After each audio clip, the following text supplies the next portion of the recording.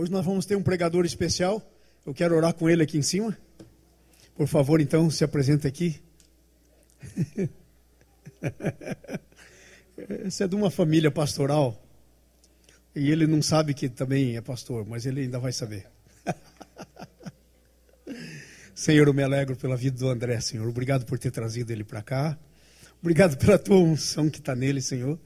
E eu declaro que a palavra vai fluir de maneira tremenda nessa manhã, Senhor. Ô Senhor, estamos com o coração aberto, nosso espírito alerta, nossa alma sob controle. Vamos receber tudo que vem de Ti e o Teu nome será glorificado. Em nome de Jesus. Amém. Amém. Amém, aleluia. Deixa eu trocar o microfone.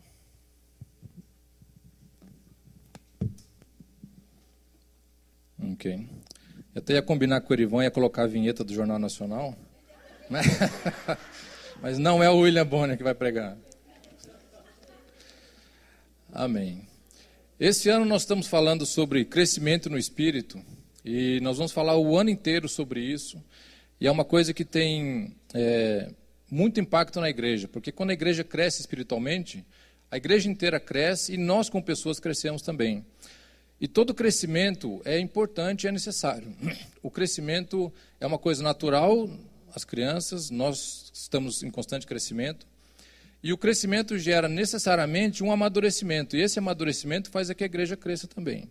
E é esse amadurecimento que nós vamos falar. É esse crescimento e essa forma de crescimento que nós vamos falar hoje. Porque nós podemos crescer de várias formas. Nós podemos crescer nas nossas opiniões. Nós podemos crescer fisicamente, na estatura, nós podemos crescer nos nossos sentimentos. Mas hoje eu quero falar num crescimento que é o crescimento de relacionamento. Todo mundo se relaciona, todo mundo deve se relacionar. E existe um padrão de relacionamento, que é o que eu quero falar aqui, que é o padrão de Deus. É o padrão, como o pastor falou, se Jesus está fazendo, vê o Pai fazendo, é o que Ele faz. E nós devemos seguir o mesmo padrão. Então, o padrão de relacionamento que eu quero falar hoje é o padrão de relacionamento da Bíblia. Eu queria colocar que eles colocassem no telão o texto de Mateus 22, 37 e 39, quando Jesus está respondendo sobre... Eles perguntaram qual que é o maior mandamento. E ele falou assim: amarás o Senhor teu Deus de todo o teu coração, de toda a tua alma e de todo o teu entendimento. E o segundo, semelhante a este, é: amarás o teu próximo como a ti mesmo. Os dois maiores mandamentos relacionam com relacionamento. A gente não ama se a gente não se relaciona. E nós tivemos aí essa semana o Valentine's, né? O amor estava no ar. E a gente vê muito relacionamento nessa semana do Valentine's. Todo mundo parece que se aquebranta, né? Aí os namorados, as namoradas, os casais, manda florzinha, faz citação de amor. É uma boa. Só que o relacionamento não se prende numa semana só ou num dia só. O relacionamento é uma constância.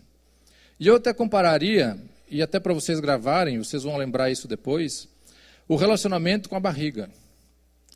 Sendo o relacionamento perfeito, uma barriga tanquinho, bonita, firme. Esse é o relacionamento perfeito.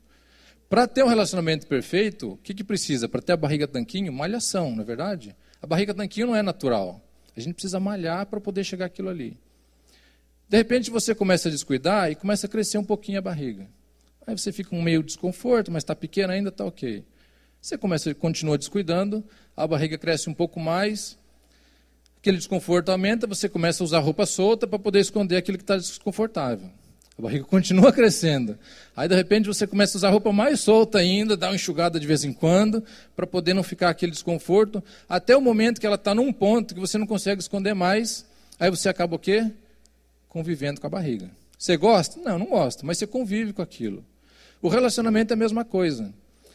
Para a gente manter um relacionamento saudável, a gente precisa ter um tratamento saudável. A gente precisa ter um relacionamento com as pessoas que exigem de nós algum esforço. Quando a gente começa a descuidar, a gente acaba fazendo igual a barriga. No começo fica um desconforto. Isso eu estou falando de relacionamento, não precisa ser só com as pessoas. Começa aqui perto, da nossa família. Começa um desconforto, falar, eu sei que não está tudo bem, mas eu vou deixando.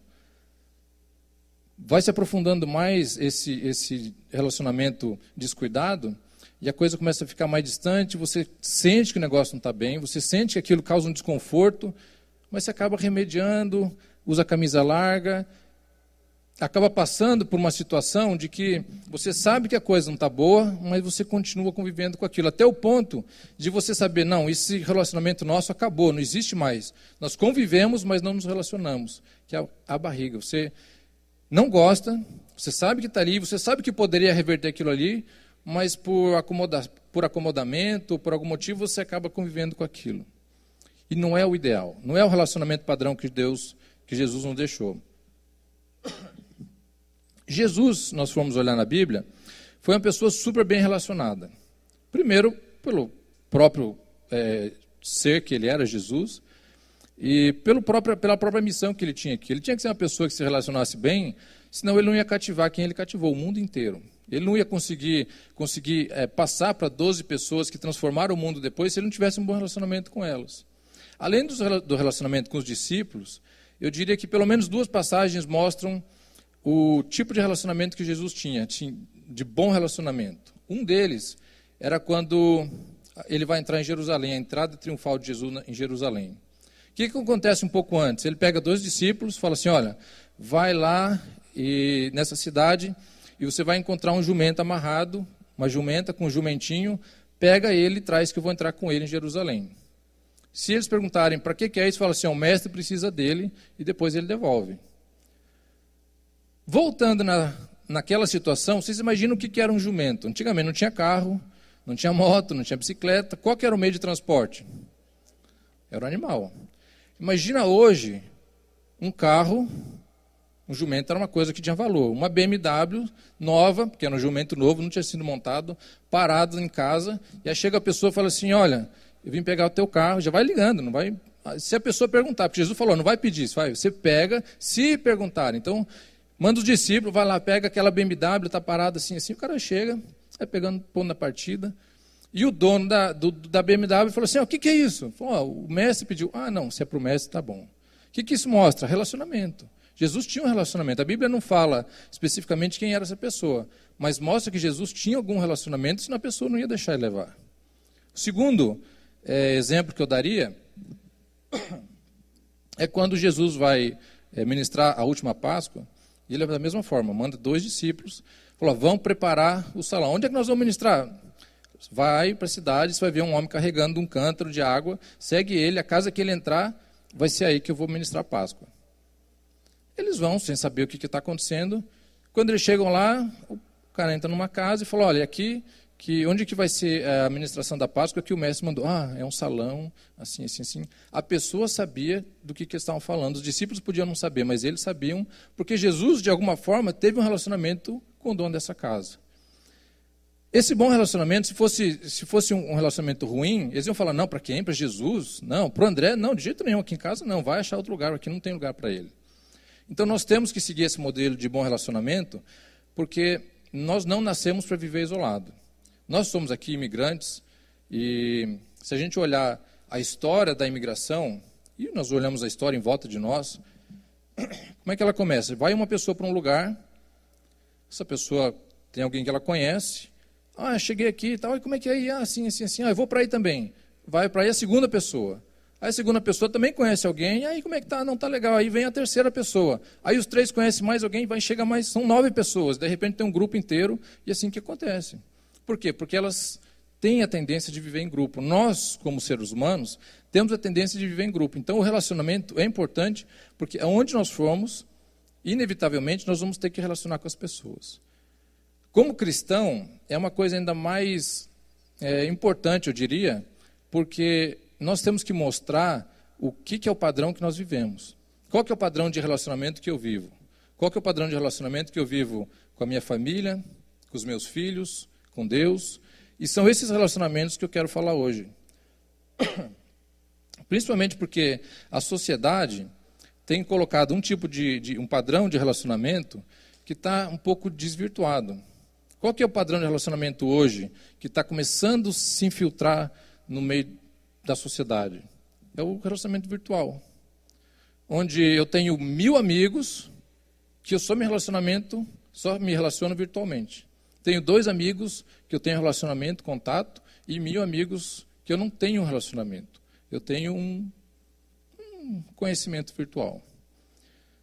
E isso é ruim porque a gente acaba vivendo de uma falsa aparência, as pessoas vivem de uma falsa aparência, que é mais ou menos assim, um café da manhã, chega na cozinha, vai comer o café da manhã, mulher de cara fechada, marido de cara fechada, as crianças, um brincando no joguinho, o outro assistindo YouTube. Aí a mulher pega lá, vou falar mulher, mas pode ser o marido, os dois estão lá no Facebook, aí de repente vê lá, passeio com a família no parque, foto da família. Ela não pode ficar para trás, arruma a xícara na mesa, põe um pãozinho, café da manhã com a família. E está todo mundo que nem se falou bom dia. Mas passou aquilo ali que é uma imagem falsa. Adiantou? Não adiantou, porque o relacionamento deles não está acontecendo. Passa uma coisa que não é verdade e a gente acaba assumindo aquilo como sendo ok. Não, tá bom, eu postei ali, aí começa... Aí como é que a gente mede o relacionamento? Pelos likes. Eu tive 50 likes. Nossa, só isso, meu Deus, 120. Nossa, as pessoas gostam muito de mim por causa dos likes. Que é uma coisa virtual, é uma coisa que muitas vezes está enganando quem está postando e está enganando quem está dando like, né? É um jogo meio engraçado que está criando novo isso daí, quer dizer, hoje em dia já está quase ficando como um padrão, mas muitas vezes a intenção do post é outra. Quanta gente manda recado para tentar atingir alguma outra pessoa, seja ela falar, não, eu estou super bem, sendo que ela está ruim, não, eu estou super bem e tal, só para poder atingir outra pessoa, mas ele está bem, devia estar ruim, aquela coisa. Esse tipo de relacionamento acaba sendo danhoso para a nossa vida, acaba sendo um relacionamento que faz mal. E não é um relacionamento que Jesus quer. Nós temos que ter essa comunhão. A igreja é importante por causa disso, a comunhão que a gente tem aqui. Porque eu conheço as pessoas de like, eu conheço as pessoas de post que elas fazem, mas de repente ela não vai colocar ali, ou você não vai ter a condição de falar para ela, quando ela está naquela dor dentro do coração, e as palavras escritas, elas não transmitem o sentimento que as palavras faladas transmitem. Mais importante ainda, que a comunicação, mais de 90% da nossa comunicação, ela é não verbal. Então não é a palavra que transmite, é a minha postura, é a minha gesticulação, é a minha forma de me expressar. Nós falamos muito mais com a nossa apresentação do que com as palavras. Quantas vezes você vai cumprimentar uma pessoa, parece que você já tem uma empatia com a pessoa só por causa da postura da pessoa. E às vezes nem é aquilo. Depois você conhece a pessoa, a tua visão daquela pessoa muda. Porque você começou a conviver com ela. Mas a primeira impressão, até aquele ditado, a primeira impressão é que fica, você olha para... Essa pessoa deve ser metida. E de repente é porque é uma pessoa tímida, é uma pessoa que não tem aquela expansão, e a pessoa meio retraída, você fala, não, nunca conversa, não fala com ninguém e tal, mas porque ela é tímida. Aí você acaba criando uma barreira, aí depois quando você conhece, você fala, nossa, que pessoa doce, que pessoa agradável. Por quê? Porque agora começou a ter relacionamento. Então, é importante ter esse relacionamento. E hoje eu queria falar pelo menos de 3 tipos de relacionamentos que envolvem, de uma forma ou de outra, cada um de nós.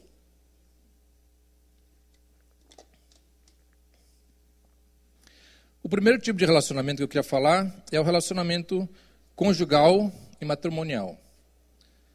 Começando pelo namoro. Porque o namoro é o seguinte, é aquela fase bonita, né? Tudo é lindo.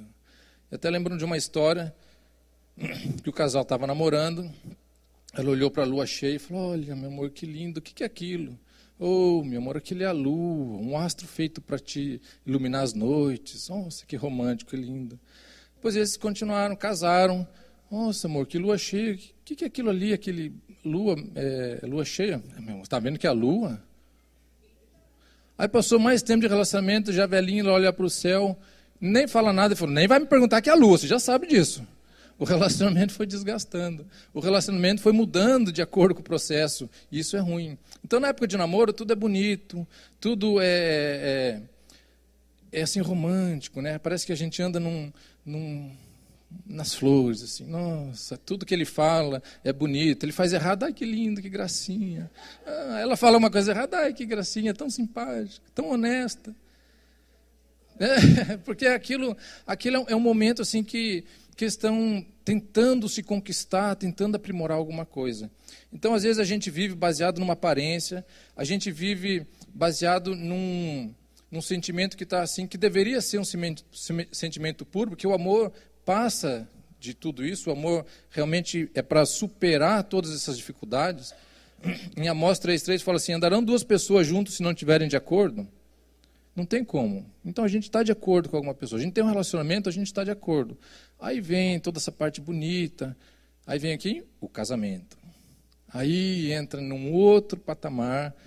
Aquele negócio de ir encontrar com o marido, ou encontrar com a esposa, tudo arrumadinho, bem bonitinho, perfumado. Agora já não é tanta necessidade, porque agora nós já estamos casados, agora com aquele cabelão assim, não tem problema, porque agora a gente já tem um casamento. Já conquistou, já passou a parte de, nossa, eu tenho que me mostrar bem para ela poder gostar de mim. Agora não, agora nós já estamos casados, agora essa parte já não importa mais. Agora começa a mudar um pouco os interesses no casamento. Hoje em dia, nós temos um problema porque a própria instituição do casamento está sendo deturpada. A própria instituição do que é um casamento, homem com mulher, hoje em dia está sendo deturpado. Estão passando, inclusive, para nossas crianças, que não, qualquer relacionamento é aceitável, é normal. Tem o papai e o titio que moram juntos, é normal. A mamãe e a titia, não, isso é normal. Segundo o padrão que a gente tem na Bíblia, isso não é normal. E nós temos que passar para os nossos filhos o que é normal e o que é normal. Não, nós vamos chegar na parte dos filhos, mas é importante que nós tenhamos algumas coisas que não são negociáveis. E o casamento é uma coisa que não é negociável. O casamento é uma coisa que foi instituída por Deus e existe uma coisa sagrada que é essa que é o casamento, que é a convivência do casal. Eles de dois se formam uma só carne, a Bíblia fala. Então como é que nós podemos formar uma só carne se a gente não se relaciona com essa outra metade nossa? Como é que eu sou uma só carne com a minha esposa se eu não me relaciono bem com ela? Em Efésios 5:25 fala assim, do amor de Cristo, que o homem tem que amar a esposa como Cristo amou a igreja e esse mesmo se entregou por ela. Quando a gente consegue entender isso, a gente consegue visualizar o nosso casamento de uma forma diferente. A gente consegue entender coisas que até então não conseguia entender. Consigo enxergar os problemas, eu consigo enxergar as situações do meu casamento pela perspectiva do meu cônjuge, da minha cônjuge. Eu consigo enxergar coisas que antes, para mim, eram simplesmente minhas, e agora eu vejo que não são só minhas, são nossas. Infelizmente, a gente vê muitos casais, onde, principalmente as famílias os filhos que vieram de famílias tradicionais, o pai, aquela coisa carrasco, ele não tinha nenhuma palavra de apoio, era assim, não, eu sou o senhor da casa, e essa minha esposa tem que trabalhar pela casa, eu trabalho para fora. E a gente, muitas vezes, traz isso para dentro de casa e quer seguir esse padrão para frente. Uma coisa importante que a gente não deve cometer um erro é de que o erro dos meus pais justifica o meu erro. Meu pai fazia assim, eu aprendi isso com meu pai, eu nunca tive isso do meu pai, então eu não posso passar isso para meus filhos. Minha mãe fazia assim comigo, me tratava assim, minha mãe tratava meu pai desse jeito, então é por isso que eu trato ele assim e a gente tem que viver desse jeito. É mentira. A gente tem que ser transformado ao ponto, por isso que eu falei no começo aqui, que o crescimento traz um amadurecimento. A gente não pode querer justificar o que passou com meus pais, para o que eu estou fazendo, aí meus filhos vão justificar para os filhos dele, e assim vira uma coisa, uma herança, uma bola de neve. Nós temos que amadurecer no sentido de falar assim, não, eu entendo que aconteceu assim, eu não quero que aconteça assim, e eu vou mudar daqui para frente. Eu lembro, antes de casar, eu sempre gostei de escrever, e eu tinha um livrinho, um caderno, que eu escrevia como que eu queria que fosse quando eu tivesse minha filha. Eu pensava em ter uma filha no começo, e eu tive a Fernanda, nós tivemos a Fernanda, e eu pensava assim, como que eu queria que fosse meu relacionamento com ela? Como que eu queria que eu pretendia criar minha filha? Eu escrevia antes de conhecer a Fabiana, inclusive. Eu tinha dentro do meu coração, porque algumas coisas que eu não gostava de como eu fui criado, eu falei, eu não quero repetir com a minha filha. Eu não quero repetir com os meus filhos. Não pensava naquela época em ter 5, mas hoje eu aplico aquilo para os meus filhos, porque eu procuro ter um relacionamento com eles. Muitos casais, eles pecam porque eles não conversam. O diálogo é importantíssimo dentro do relacionamento. O diálogo de você não simplesmente derramar tudo aquilo que você passou o dia, porque é muito comum, a mulher normalmente fala mais, né? A mulher pergunta para o marido, como é que foi teu dia? Bom. Ah, e daí, você fez isso? Foi. Ah, me conta, como é que foi? Não, foi tudo bem, deu tudo certo. E o marido pergunta, daí, como é que foi teu dia? Ah, pois é, eu acordei de manhã, daí eu estava meio com fome, tomei um café, fiz um ovinho mexido para mim, aí depois eu saí, fiz isso, fiz aquilo, fui no mercado, fiz não sei o quê, limpei uma casa, na casa tinha um gato, fiz não sei o quê. Ela conta o dia inteiro dela, detalhado. Quando chega na metade, ela fala, tá bom, já começa a fazer outra coisa.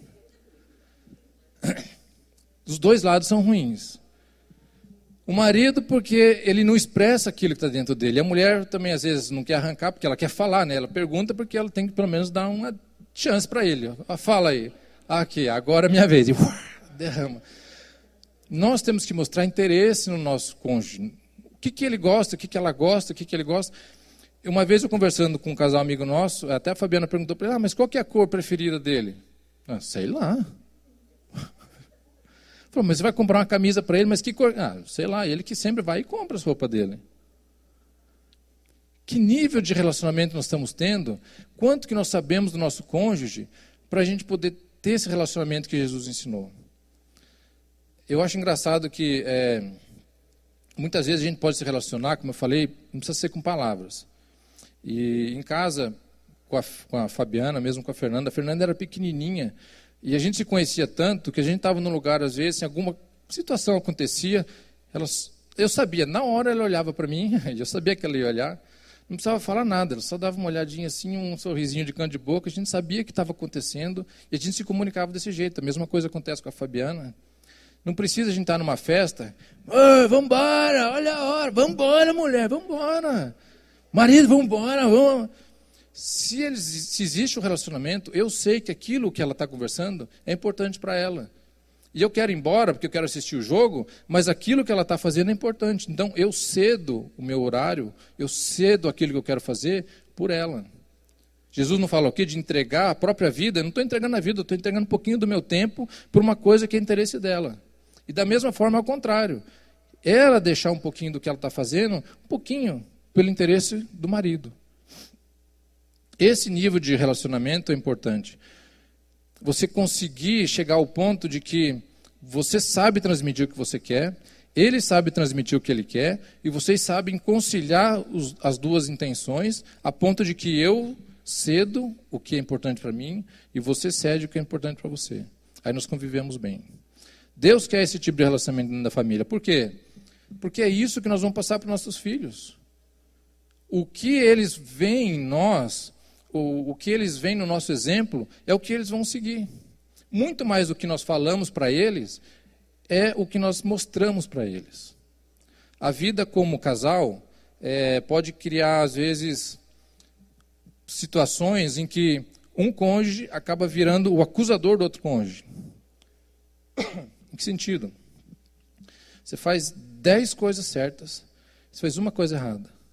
As 10 certas que você fez não tem valor nenhum, porque o foco ficou na coisa errada. Tudo que a gente põe foco na nossa vida aumenta. Vocês já fizeram aquela experiência da lupa, né, no sol, que você queima um papel? Por que o papel não queima quando está aberto? Porque o foco está geral. Agora, quando você põe uma lupa e o sol vem e a luz é concentrada e o foco fica só naquele pontinho, pega fogo. Isso acontece no nosso relacionamento. Quando você começa a colocar o foco no problema do relacionamento, esse problema vai ficando grande, vai ficando grande, vai ficando grande, até o momento que fica insustentável. Quando a gente coloca o foco no que é bom no relacionamento, o bom esconde o ruim. O bom encobre o ruim. Não precisa necessariamente esconder, mas ele encobre o ruim no ponto que você consegue lidar com aquilo e você consegue passar por aquilo. Depende de onde a gente põe o nosso foco. Os casais que não conversam, eles não conseguem vencer os obstáculos juntos. É mais ou menos como se eu sento e a Fabiana fala para mim, nós vamos para aquele lugar. Ah, ok. Puxa. Fazendo esforço, vai fazendo esforço, que ela tem que me arrastar para a gente chegar num lugar. Ao ponto, se ela fala assim, nós vamos para aquele lugar. Ok, eu pego de um lado, ela pega de outro, nós dois andamos juntos, as coisas acontecem mais rápido. Isso funciona para todos os setores da nossa vida. Se você pensar, se você tem uma meta, eu quero comprar uma casa, uma meta boa. Então o casal tem uma meta em comum, eu quero comprar uma casa. Eu quero comprar uma casa de 12.000 square feet, porque eu quero espaço, eu quero 6 quartos, eu quero não sei o quê, eu quero sei o quê. E a minha esposa quer comprar uma casa de 1.200 square feet, porque ela não quer limpar 8 banheiros, que ela não quer limpar 3 salas. Nossos focos são diferentes. Um objetivo parecia comum, comprar casa. Mas quando a gente começa a delinear o objetivo, a gente acaba vendo que cada um tem um objetivo diferente. Quando que eu vou comprar a casa? Nunca. Porque a casa que eu olhar, ela não vai gostar. A casa que ela gostar, eu não vou gostar. Nós não temos um foco em comum. Nós não temos um objetivo em comum. Como casal, nós temos que ter um objetivo em comum. Nós temos que ter um objetivo familiar que seja igual, para a gente poder andar junto. Não adianta eu querer fazer alguma coisa que vai contra o que a minha família gosta, ou o que a minha família quer, simplesmente porque a minha esposa se omitiu de dizer, não, eu quero ou eu não quero, eu gosto ou não gosto, ou o esposo omitiu de falar, não, eu acho que é bom, eu acho que é ruim, é bom para mim ou não é bom para mim. E não teve conversa, não teve diálogo. As coisas têm que ser feitas em conjunto. As coisas têm que ser feitas em família. Dentro desse relacionamento familiar, aí nós temos os filhos. Aí o casal conseguiu superar tudo isso, e aí vem os filhos. Em Efésios 6:4 diz assim, pais, não irritem seus filhos, antes, cria-nos segundo a instrução e o conselho do Senhor. Quando nós temos os filhos, existe uma mudança no relacionamento do casal. O primeiro filho, normalmente, é um impacto na vida do casal, né? Porque tudo muda, agora tudo é em função da criança. E aí já começa, ou pode começar um problema. Ciúme. Existe isso? Existe. Pai com ciúme da criança porque a mãe agora dá atenção para ela, ou a mãe com ciúme da criança porque o pai dá mais atenção para ela. O que é isso? Esses são todos... É tudo de vocês, é tudo junto, é de uma família só. Mas existe um ciúme que é criado por causa da criança. Ok, nós superamos a parte dos ciúmes, vamos começar a criar. A criança é, como eu costumo dizer, como se fosse uma folha em branco. Ela não vem desprogramada completamente, e eu como pai, ela como mãe, nós vamos programar o nosso filho. O que nós colocamos nessa programação? Você pode, você não pode, você é capaz, você não é capaz. Ele não sabe de nada. A criança começa fazendo o quê? Chorando. A única coisa que ela sabe fazer é chorar. Aí o que o pai e a mãe aprendem? O que o choro quer dizer? Não é verdade? A mãe escuta um choro. Esse choro é de fome. Esse choro é porque ele precisa trocar fralda. Esse choro é de manhã. E todo mundo olha assim. Ué, como é que ela sabe? Por causa do relacionamento que ela tem com a criança. Porque o convívio dela fez ela aprender a ler a criança o que ela está fazendo. Aí acontece às vezes, chorou, mamadeira. Daqui a pouco a criança começa a chorar de novo, mamadeira de novo. E agora está chorando porque ela está cheia, não aguenta mais, mas ela só sabe chorar. Aí chorou, mamadeira de novo. Aí de repente, a criança vomita tudo. Até os pais aprenderem que, não, esse choro é disso, esse choro é disso, esse choro é disso. E a criança vai crescendo. E nós vamos passando para elas o quê? Como é que é o relacionamento meu e da minha esposa? E ela vai vendo aquilo ali. Como é que é o relacionamento na nossa casa? Como é que nós nos relacionamos? E aquilo vai influenciar diretamente no estilo de vida daquela criança. Ela vai crescer uma criança agitada, ela vai crescer uma criança brigona, ela vai crescer uma criança chata, de acordo com o relacionamento que ela vê dentro de casa. Você pode falar para ela, olha meu filho, não briga, não mente, não faz isso, não faz aquilo. Ela vê você no telefone, pois é, não, minha esposa não está aqui. Não, ela saiu, já faz tempo, acho que ela não vai voltar hoje. Já está do lado ali, a criança está só ali. E às vezes tem isso, né? A criança atende o telefone, minha mãe? Ela mandou dizer que eu não estou. Eu não sei que ela não está. A criança é sincera, a criança demonstra. Inclusive eu vi uma vez alguém falando que você quer saber como o casal, o que o casal fala de você, observe as crianças. Porque a criança, ela não tem essa malícia que o adulto tem. Então ela vai ser transparente. Quando chega perto de você, Não vai levar isso a ferro e fogo, porque tem criança que é tímida. Mas quando o casal fala mal da outra pessoa, quando chegou perto dessa outra pessoa, que bom, meu irmão, que você está aqui, não sei o que tinha criança. Ué, meu pai não fala isso dentro de casa, minha mãe não fala isso dentro de casa. E ela transmite aquilo. O nosso corpo fala muito mais, como eu já falei, nós falamos muito mais com a nossa expressão, com o nosso corpo, do que nós falamos com a nossa palavra. Então, quando nós criamos nossos filhos, e os filhos são herança do Senhor, os filhos não são uma coisa simplesmente de que é um peso no casamento. Eu conheci um casal uma vez que dizia assim que depois que a filha deles nasceu, a vida deles mudou completamente, como muda, e que agora era um peso, porque eles não podiam sair, porque eles não podiam fazer isso, porque eles não podiam fazer aquilo. A criança se tornou um peso para eles tão grande que aquilo passava para ela. E é uma coisa que é ruim, porque aquilo não simplesmente passa nesse momento, mas ela carrega dentro dela, às vezes, inconscientemente, para o resto da vida dela. E a gente vê adultos problemáticos, a gente vê adultos com vários tipos de problemas que eles não sabem de onde vem, e a raiz estava aqui, no comecinho, uma coisinha que foi mal feita, uma coisinha que foi maltratada. Então, é importante que nós, como pais, saibamos como que nós estamos agindo com nossos filhos agora, enquanto eles são pequenininhos, para depois não acontecer todo esse problema de vida e de convívio deles na própria família deles em seguida. Quando o relacionamento tem os filhos como desculpa, vamos fazer isso, não, a gente não pode, porque o nosso neném é novo, não, porque tem criança, não, porque aquilo. Muitos casais deixam e se abstêm de fazer as coisas agora por causa dos filhos. E aquilo acaba gerando uma culpa interior dentro dos filhos, porque, meu pai gostaria de ter feito isso, mas por causa de mim eu sei que ele não fez. Minha mãe gostaria de ter feito isso, mas por causa de mim eu sei que ela não fez. Isso não é verdade. Uma vez eu conversando com um cliente meu, ele é gerente de fortunas. Ele gerencia investimentos de 10 milhões para cima. Então, só gente que tem bastante dinheiro. E eu perguntei para ele assim, você tem alguma coisa em comum assim, entre as pessoas que você lida?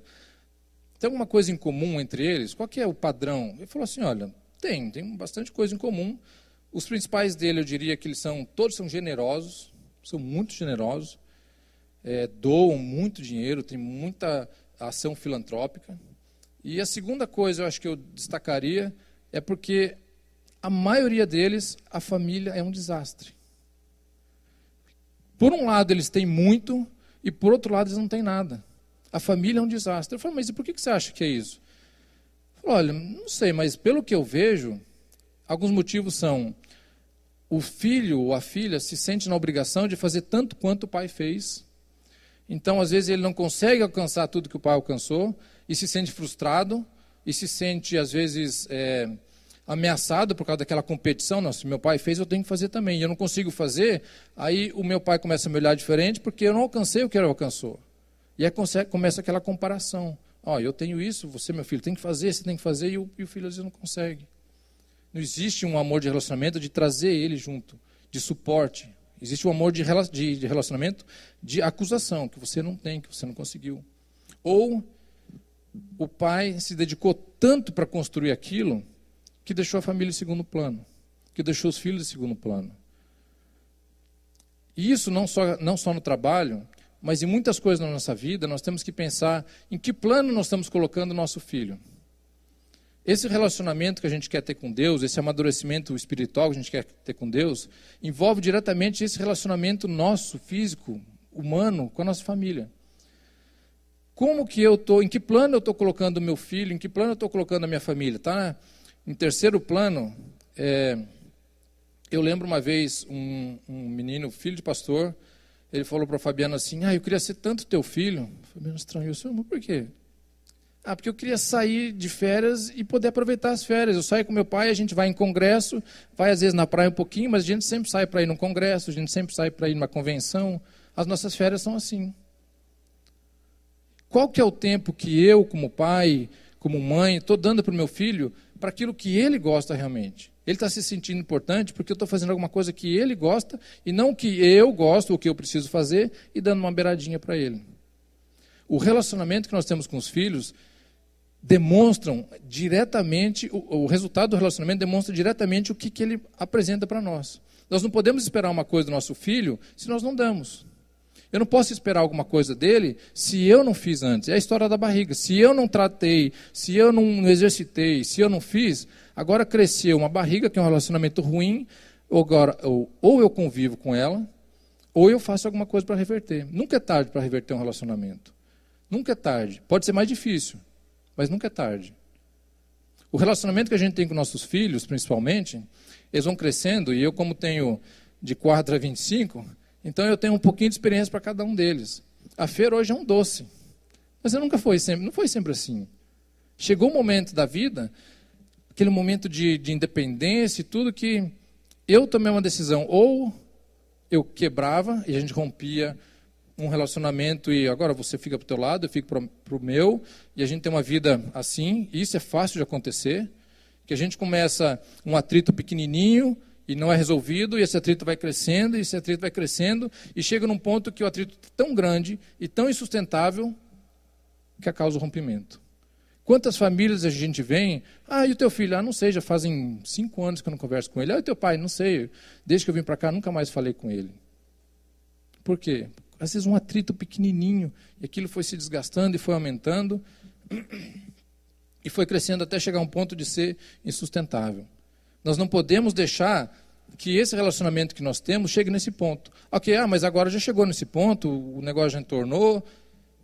Sempre há uma chance de recomeçar. Sempre há uma forma de você poder se humilhar e você poder chegar no teu filho, chegar no teu pai, chegar na tua mãe e falar assim, olha, eu quero mudar. Só que tem que ser uma coisa com propósito. Não é uma coisa que eu vou mudar continuando com aquilo que me interessa. Eu vou gastar um tempo com ele e vou falar aquilo que eu gosto, aquilo que eu gosto de fazer.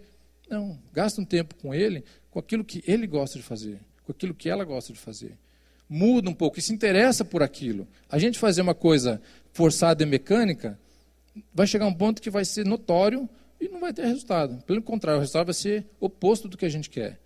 Então, se a gente quer um relacionamento verdadeiro, se interesse, comece a se inteirar por aquilo que ele quer. Eu escutei uma história uma vez de um casal que estava se separando e eles foram no conselheiro matrimonial e ele falou assim, não tem mais jeito, nossa vida acabou, eu já estou em outra e realmente não tem mais. Ele falou, não tem mais jeito, não tem mais, minha esposa é isso. Perguntava para ela, não, meu marido é isso. Acabou. Aí o conselheiro falou assim para ele, faz o seguinte então, nos próximos 30 dias, todo dia, elogia alguma coisa de bom dela. Qualquer coisa. Eu sei que você vai acabar daqui 30 dias, mas pelo menos nesses 30 dias, antes de você sair, elogia uma coisa de bom dela. Primeiro dia ele elogiou uma coisinha, segundo dia elogiou outra, terceiro dia ele elogiou outra. No final dos 30 dias, ele já não via mais os defeitos que ele tinha listado para ele, para o conselheiro, porque ele começou a ver só as coisas boas que ela tinha. Todas aquelas atitudes boas que ela tinha, que tinham sido mortas, tinham sido apagadas, agora ele começou a ver uma após outra, e reverteu a situação do casamento dele. Porque o foco está naquilo que a gente olha. As coisas crescem naquilo que a gente olha. O foco com o nosso filho é a mesma coisa. Se você olha que ele não faz essas coisas direito, que ele não arruma o quarto, que ele desobedece, que ele é isso, aquilo cresce de uma forma que fica insustentável. Agora, quando você olha e coloca o foco naquilo que ele faz de bem, naquilo que ele faz bom, naquele que ele é bom em fazer, aquilo aumenta. E ele vai perceber isso em você também. E ele vai ver que você está olhando ele de forma diferente, e aquilo vai reverter toda a situação num relacionamento ruim, um relacionamento que estava desgastado, e vai virar um relacionamento bom. É importante que a família tenha esse relacionamento, e a família saiba viver com isso. Com relação aos filhos, uma outra coisa importante, os pais têm que ser pais, não amigos. E não me entenda mal quando eu falo assim. Quando eu falo ser pai e não amigo, o amigo é aquele que está tudo sempre legal, está tudo bem. Agora o pai é aquele que corrige. O pai é aquele que coloca na linha. Mas o pai também é aquele que dá amor. O pai também é aquele que dá apoio. O pai é aquele que dá incentivo. Quando nós tornamos só amigos nossos filhos, eles perdem essa referência de quem é o pai. Quem que é o exemplo que eu vou seguir? O pai tem que ser aquela pessoa que vai corrigir, mas tem que ser aquela pessoa também que demonstra amor. Tem muito pai que não consegue falar eu te amo para o filho ou para a filha. Tem muito pai que não consegue abraçar o filho. Que relacionamento é esse que nós estamos olhando o pai fazer, que nós estamos fazendo? Eu, como pai, como mãe, eu tenho que poder passar para o meu filho qual que é o sentimento que eu tenho com ele. Se eu posso falar para ele, meu filho, eu te amo. E lá em casa nós temos esse costume de falar, inclusive, não tem preço que pague. Quando, por exemplo, a gente está em casa, a Belinha está lá brincando, a gente conversando, de repente ela, pai. Oi, filho, eu te amo. Do nada. Por quê? Porque é uma coisa que nós passamos para eles. Eu tenho prazer em falar para eles o quanto eu amo meus filhos. Meu pai, ele fez o melhor, eu creio, do que ele sabia fazer. Ele fez o melhor daquilo que ele aprendeu do pai dele e passou para mim. De repente o melhor não foi o melhor que eu achava que podia ser, mas foi o melhor que ele me passou. Hoje o que eu passo para meus filhos é o melhor do que eu acho que eu posso fazer. E eu posso melhorar sempre. Agora, sempre tem alguma coisa que a gente pode se policiar e falar, peraí, como é que está esse relacionamento? Está errado aqui ou está distorcido aqui? Eu vou reverter isso daqui. A gente não pode deixar agora porque desandou de um jeito que agora não tem mais jeito, porque sempre tem um jeito. Deus quer uma família unida, Deus quer uma igreja unida, Deus quer pessoas que tenham relacionamento. Deus não quer pessoas dispersas, pessoas que não falou oi, não colocou like no post que eu coloquei.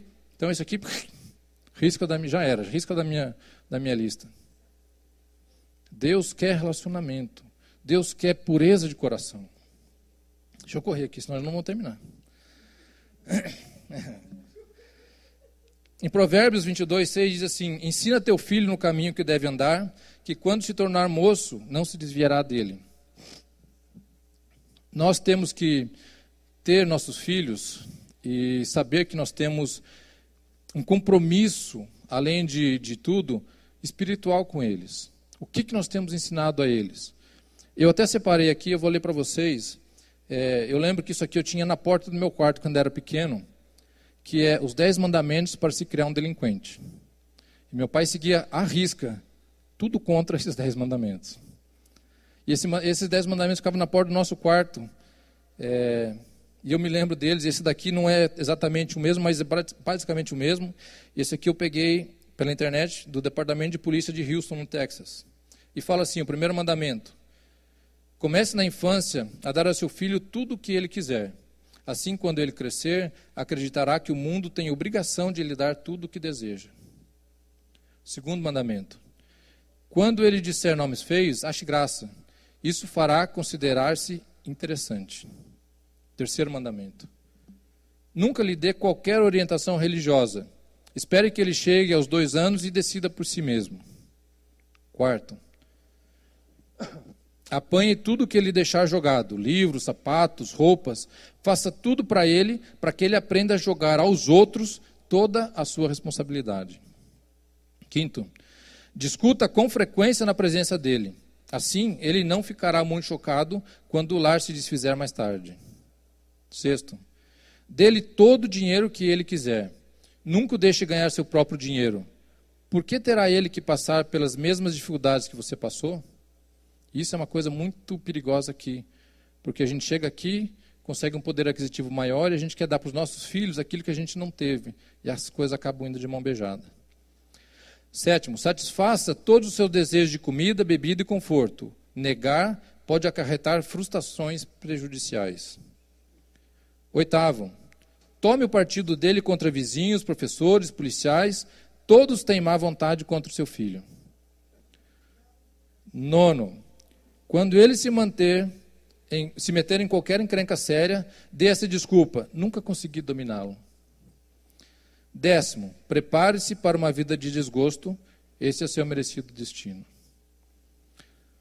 Nós muitas vezes não nos damos conta do quão sério é a consequência daquilo que nós estamos fazendo hoje. Atitudes pequenas podem ter um reflexo muito grande, positivo ou negativo. O fato de você fazer a refeição junto com teus filhos, em vez de cada um no seu quarto, na sua televisão, no seu celular ou computador, esse tempo de família é muito importante. Lá em casa a regra é o seguinte: quando está na mesa, não tem celular.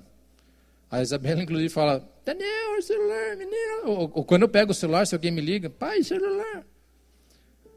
É importante esse tempo que a gente tem junto, porque depois, mais tarde, o que vai lembrar, o que vai ficar dentro deles, não é o tempo, não é o que você deu para ele, o videogame novo, ou o computador, ou o iPad. O que vai ficar para eles é coisa simples. Pai, você lembra quando a gente estava lá conversando disso ou daquilo? Essas lembranças são que vão ficar. Lembra, pai, quando a gente foi pescar? Tem coisas que às vezes os meninos lembram, eu, na verdade, não me lembro às vezes. Eu, filho, lembro sim. Coisas pequenas, detalhes pequenos que a gente fez junto. E que, lembra quando a gente estava fazendo isso. É o tempo que você gasta. Seja brincando de esconde-esconde com o teu filho dentro de casa. Coisa pequena que você faz, mas isso tem valor muito mais do que valor financeiro, muito mais do que aquilo que você pode dar, seja, eu trabalhei, comprei uma casa na praia, isso é para vocês desfrutarem. Não é isso que ele quer. Ele quer o tempo que você estava trabalhando diminuído, para você ter tempo com ele, para brincar de carrinho no chão. O relacionamento é importante, o relacionamento, o convívio, o tempo que eu gastei, seja fazendo o que for, que eu tirei dos meus filhos, que eu tirei de deixar com a minha família, esse tempo que ele quer de volta, esse tempo que a gente tem que dar para eles, tempo de qualidade, o que importa para eles. Eu sei que a correria do dia a dia acaba levando a gente para tantos outros caminhos, né? Tantas outras coisas, mas essa palavra de hoje é uma palavra de reconciliação, de que nós temos que prestar atenção naquilo que nós estamos fazendo, para que os nossos filhos possam ver em nós o exemplo, como nós vemos em Jesus um exemplo, e ele vê no Pai o exemplo. Essa cadeia de exemplo tem que ser transmitida, e ela não vai ser transmitida através da palavra, ela vai ser transmitida através da minha atitude, da tua atitude, da nossa atitude como família. Nós falamos da família como pai, mãe, filho, e nós temos a família de Cristo. Eu, você, cada um de nós somos uma família. Quando nós chegarmos na presença de Deus, Ele quer ver filhos que se convivem, que têm relacionamento. Ele quer ver uma família que tem relacionamento. Hoje em dia a gente vê tanto problema de igreja aqui, igreja ali, como se não fosse, cada um fosse uma família separada. Não é uma família, não tem uma união. Por quê? Porque a minha família é essa daqui, essa igreja aqui é a minha família. Não, a igreja é uma só. A igreja de Cristo tem que ser uma só. Nós não podemos viver assim isoladamente, porque quando eu chegar lá no céu não vai ter panelinha dessa igreja, daquela igreja, dessa denominação. É uma igreja só. Esse padrão é o padrão que Jesus quer da gente. Eu queria que a gente pudesse refletir nessa manhã sobre que tipo de relacionamento eu estou tendo, começando aqui perto, com a minha família. Que tipo de relacionamento que eu estou tendo com meu pai, com a minha esposa, com os meus filhos? Será que eu estou um relacionamento barrigudo, já que eu estou acostumado com aquilo, está ruim, mas agora eu já estou acostumado e vou continuar desse jeito? Ou será que eu estou com um relacionamento ruim, mas eu quero mudar? Se você quer mudar, você tem que tomar atitude e dar o primeiro passo. A mudança não vem de lá para cá, a mudança vai daqui para lá. Se eu quero mudar, eu tenho que dar o primeiro passo. Queria que você colocasse de pé agora.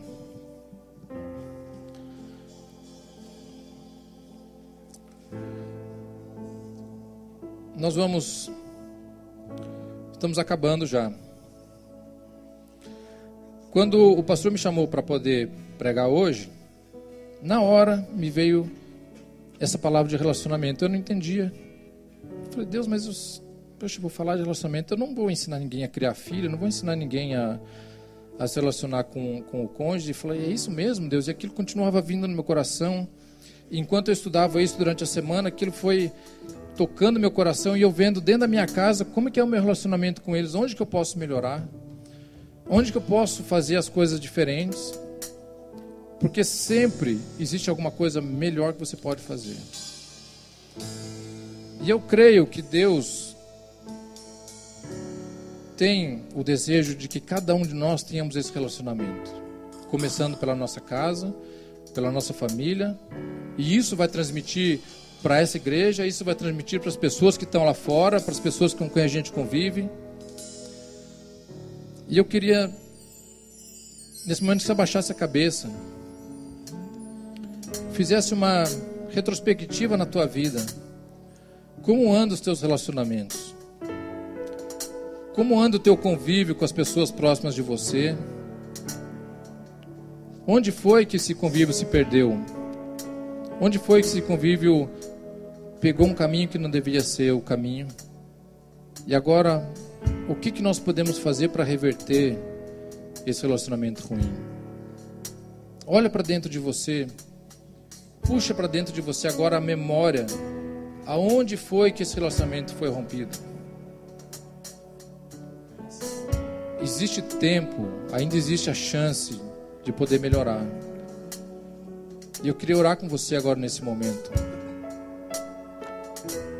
Você não precisa vir aqui na frente. Levanta a tua mão se você quer um relacionamento reconstruído na tua vida. Levanta a tua mão. Que Jesus, Ele conhece dentro do teu coração, Ele conhece o teu íntimo, Ele sabe aonde você precisa melhorar esse relacionamento. Você não precisa se expor para ninguém, só se exponha para Ele. Senhor Deus, meu Pai, Deus, eu sei, Senhor, que o teu modelo de relacionamento, Pai, é puro e é perfeito. Eu sei, Senhor, que nós temos falhas, ó Pai. Nós somos humanos, ó Senhor, mas nós não queremos, ó Senhor, nos apoiar nessa desculpa de ser humano, Pai. E eu quero, ó Pai, nesse momento agora, entregar a minha vida, meu coração nas tuas mãos, a vida dos teus filhos, ó Pai. Todos aqueles, ó Senhor, que têm, de alguma forma, Senhor, buscado e não têm encontrado, Senhor, o relacionamento perfeito, Senhor. Aqueles que não têm buscado, Senhor, também, coloca neles o desejo de buscar o teu relacionamento, meu Pai. Toca nesse momento agora nos corações, Senhor. Toca nesse momento agora, Pai. Cada vida, Senhor, que se dispõe a ter um relacionamento melhor, ó Pai, na Tua presença. Seja relacionamento com o pai, seja relacionamento com o filho, com o irmão, Senhor, com a esposa. Em nome de Jesus agora, Senhor. Toca nos casais, Pai. Toca, Senhor, nos filhos. Pai, toca-nos como igreja, Senhor. Que nós possamos aprender a ter o relacionamento, Pai, de acordo com a Tua palavra. Possamos aprender a ter um relacionamento, Senhor, de acordo com o que Jesus nos ensinou, Pai. Que esse relacionamento como igreja, Senhor, seja um relacionamento que vá além da denominação, que vá além, Senhor, da organização, Pai. Que nós possamos chegar e nos apresentar na Tua presença, Senhor, como filhos, como irmãos, ó Pai, puros, ó Senhor, porque nós vivemos, ó Senhor, um relacionamento conforme a Tua palavra, Pai. Em nome de Jesus, ó Pai, eu oro e repreendo toda barreira, Senhor. Tudo aquilo que impede, Senhor, o relacionamento entre pais, filhos, irmãos. Em nome de Jesus, ó Pai, eu repreendo agora toda barreira que caia por terra. Em nome de Jesus, Senhor. E Teu Espírito, Pai, encha cada coração. Dê a eles, ó Senhor, o desejo de renovar, ó Pai, o relacionamento que eles têm, Senhor, o relacionamento que nós temos, ó Senhor. Ensina-nos a vivermos um relacionamento perfeito conforme a Tua palavra, Senhor. Eu oro, Senhor, em nome de Jesus, pelo poder que há no nome de Jesus. Eu declaro, Senhor, sobre os Teus filhos, ó Pai, um relacionamento puro, Senhor. Um relacionamento, Senhor, divino, Pai. Em nome de Jesus, ó Pai. Que esse ano, Senhor, que nós nos dispusemos a crescer no Espírito, Pai. Que nós possamos crescer completamente, Senhor. E que esse aspecto de relacionamento, Pai, seja vencido, Senhor. E que nós possamos chegar no final do ano e vemos que houve crescimento em nome de Jesus, Senhor. Pela ação do Teu Espírito, Pai. Eu Te agradeço, meu Deus. Em nome de Jesus, Pai. Amém. Seus irmãos podem sentar. Expressando a glória do Senhor.